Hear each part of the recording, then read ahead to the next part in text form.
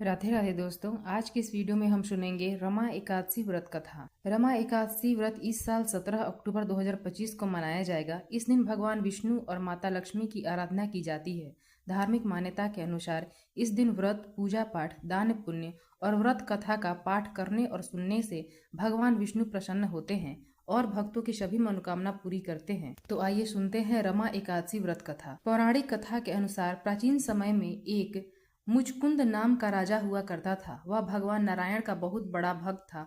उसकी एक पुत्री थी जिसका नाम चंद्रभागा था। राजा ने अपनी बेटी का विवाह चंद्रसेन के बेटे शोभन से किया। शादी के बाद चंद्रभागा एक बार अपने पति के साथ मायके आई। उसी समय रमा एकादशी का व्रत आने वाला था। चंद्रभागा जानती थी कि उसके पिता के राज्य में एकादशी के दिन सभी व्रत रखते हैं। इस दिन न कोई इंसान भोजन करता है और न ही कोई जानवर। एकादशी से एक दिन पहले राजा ने राज्य में घोषणा करवा दी कि रमा एकादशी आ रही है। इस दिन नगर का कोई भी व्यक्ति भोजन ग्रहण न करे।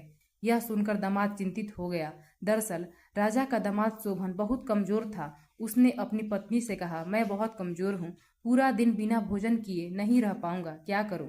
यह सुनकर पत्नी चंद्रभागा बोली, मेरे पिता के राज्य में कोई भी इस दिन अन्न या पानी नहीं लेता। यदि आप यहाँ रहेंगे तो आपको भी व्रत रखना होगा, इसलिए आप व्रत के दिन राज्य से कहीं दूर चले जाइए। पत्नी की बात सुनने के बाद पति ने कहा, यदि ऐसा है तो मैं भी इस दिन व्रत रखूंगा, जो किस्मत में होगा वह होकर रहेगा। इसके बाद शोभन ने विधि पूर्वक रमा एकादशी का व्रत रखा। व्रत के दौरान उसे बहुत भूख और कमजोरी लगने लगी। वह पूरे दिन भूख के कारण दर्द और कष्ट झेलता रहा। रात को जागरण के समय वह बहुत कमजोर हो गया और सुबह होते ही उसके प्राण निकल गए। इस घटना से नगर में शोक का माहौल छा गया। राजा ने विधि पूर्वक उसका दाह संस्कार करवाया। इसके बाद चंद्रभागा अपने पिता के घर में ही रहने लगी। रमा एकादशी व्रत के प्रभाव से शोभन को मृत्यु के बाद मंदरांचल पर्वत पर एक सुंदर दिव्य नगर मिला। वह नगर सोने और रत्नों से सजा हुआ था। एक दिन ब्राह्मण सोम शर्मा तीर्थ यात्रा करते हुए वहां पहुंचा। उसने शोभन को देखा और पहचान लिया। ब्राह्मण ने उससे पूछा कि उसे यह नगर कैसे मिला। इस पर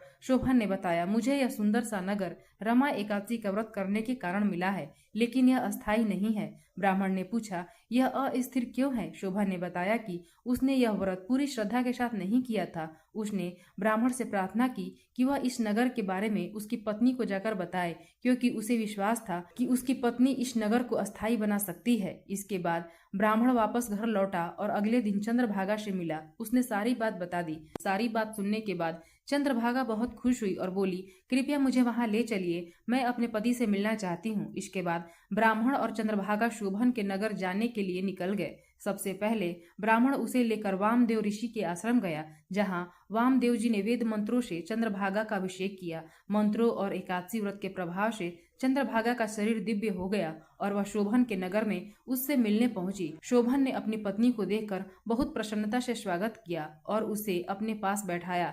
चंद्रभागा के एकादशी व्रत के पुण्य के कारण नगर स्थिर हो गया, जिसके बाद दोनों पति पत्नी वहां खुशी खुशी रहने लगे। प्रेम से बोलिए विष्णु भगवान की जय।